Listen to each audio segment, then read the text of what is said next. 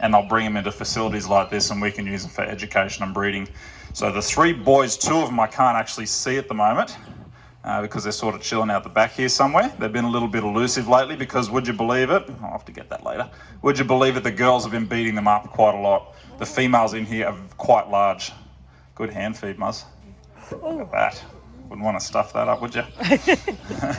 So the boys, those 2 boys have been a little bit elusive. One is about 3.4 metres and the other one is 3.6 metres, so they're not average size. So these are saltwater crocs and the average size for them will be 4 to 5 metres for a male, with anywhere between 300 and 600 kilos backing them up, whereas your girls usually under 3 metres, like these ones here. The most dominant female usually hangs out in here somewhere. Her name is Xena. She's 3.2, so she's bigger than average, so she's the most dominant girl. 2 of the boys, one of them, the smaller one, was pulled from Tin Creek, which is just the creek that flows through the middle of Hartley's here. The girls went down to service the cassaroos one morning, and there's this crocodile just sitting right next to the boardwalk where people walk down to view the cassaroos. Luckily, it was before the park opened, because the creek feeds out to the beach here, so they can just come up and straight into it when it flows, so really easy. So we got a permit to trap him. The other one came from Yarrabah, which is south of Cairns. It's an indigenous community, and they were trying to capture this croc for a while, and they set up these big square metal floating cages, and they bait them on the inside. So the idea is the crocodile will swim in, grab the bait, and it'll pull a pin and drop the door, and then you got yourself a croc without even touching it. They're pretty effective, but this croc was a bit too smart. Every morning they went to go check the trap and the door was wide open, but the bait was missing, no croc inside. Rangers couldn't figure out what was going on. So they got a trail camera and put it inside the trap, and it turns out that the local dogs were swimming into the trap at night stealing the bait, but not strong enough to trigger off the trap. Here was this crocodile that we've called Norman sitting at the entrance of the trap eating the dogs on the way out. Clever croc. But eventually temptation got too much. The 3rd male's been sitting here eyeballing me. Pretty sure he's still there. That's him. He's the largest one in here. So this guy's name is Douglas. Where do you reckon Douglas came from? Give you one guess. Yeah, Port Douglas. Good news if you're holidaying there, one less croc to worry about. This one's about 4 metres, probably about 250, 300 kilos. And they pulled him off the Sheridan Mirage golf course. He actually chased a golfer. He got really close too. It's the only time in history golf was actually exciting. But because he got so close, he provided a little bit too much of a water hazard.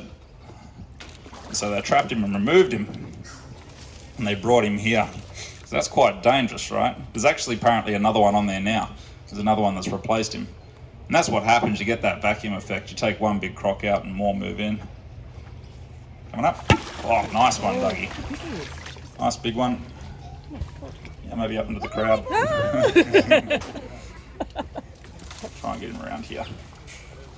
So yeah, this guy got pulled off. And we put him in the main lagoon when we first got him, and he seemed to be doing really well.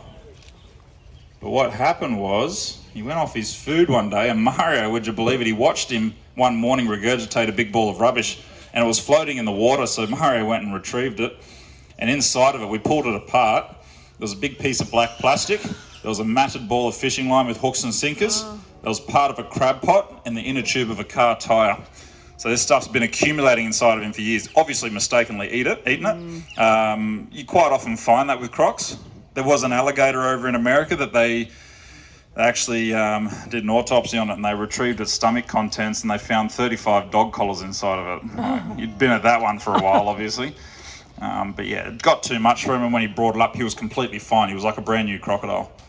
So that was quite interesting. So then we ended up putting the 3 boys in here because we had the one big male in here. His name was Spartacus. Now, he was a great show croc. He actually grew up with the females. He was 4.5 metres, half a tonne in weight, and did great shows. But about 3 years ago during this show, in front of a crowd much bigger than this one, there was probably about 500 people here during the school holidays. He actually grabbed the front leg of one of the female crocodiles. He death rolled, tore it off and ate it in front of everyone. Brutal. So we thought, we'll keep an eye on him, see how he goes, because the female didn't die. They're really tough animals. They're quite resilient. She actually survived. She's just got 3 legs now. We called her Eileen. Takes some people a bit longer for that one. So anyway, we left him here. He was doing all right. And then a few months later, he ended up killing a female croc in here. That's normal crocodile behaviour. It's a little bit too much crocodile for the average zoo visitor. Plus, it's a managed environment, so we don't want to be, we're not going to allow him to beat up all the females and kill him. So we trapped him, we put him in an enclosure on his own where he can have a good hard think about what he did, which he won't because he's a croc, he doesn't have a conscience. But we take him out, we can manage that kind of thing, and he won't see another female again. So you'll notice when you walk around the park, all those really big individual crocs are in pens of their own. We can't house them in communal pens like this. You won't see them out in the lagoon. You won't see them in here. They are far too large and too aggressive. Yep. There was one that used to share a fence with the main lagoon where you do your boat ride. His name was Godzilla, right? Now, you don't earn a name like Godzilla without some bad PR. So we don't know how, but one day he managed to use his weight to flatten the fence and he got into the lagoon and he just wreaked havoc for 2.5 hours. Just beat up all the crocodiles, just asserting his dominance. He's thinking, new beauty, new territory, I'm going to claim it. And it took us 2.5 hours to capture him. When we finally did, we fixed up his fence, put him back in there, and the sucker did it several months later again. So we built brand new enclosures out the back of the property, far away from everyone else. Double fencing, reinforced concrete slabs, chucked him in there. We called it Alcatraz, hasn't left since. So he couldn't get out of that one. He was just full-on crocodile, really, really full-on. But these ones, most of the time, get along. There is a hierarchy in here. You have more dominant and less dominant crocodiles. Comes down to size. Dominancy is size-based. Here's Xena here, guys. So because she's the biggest female, she's going to be the most dominant one. I reckon she's getting ready to lay most. She's been sitting up here and she's not interested in food. You going to come up? Oh, yeah. Is there a nest over there? Yeah, cool. So we've got a female over here guarding a nest. So if Mario approaches it, it might chase him, which would be good. Got to get your $40 worth, right? Any lucky, you'll get hammered. So we are in the breeding season now. Oh, look at this one. Oh. Yeah, maybe make it quicker. Good plan. It's going to be difficult to get her out of the way, isn't it? She's under you. That's what we want, though. So yeah, they'll build up a nest. I don't know if you can see all the hay that we've laid out over there. So she'll scratch that up about 1 metre high and she'll create an egg chamber and lay her eggs in there.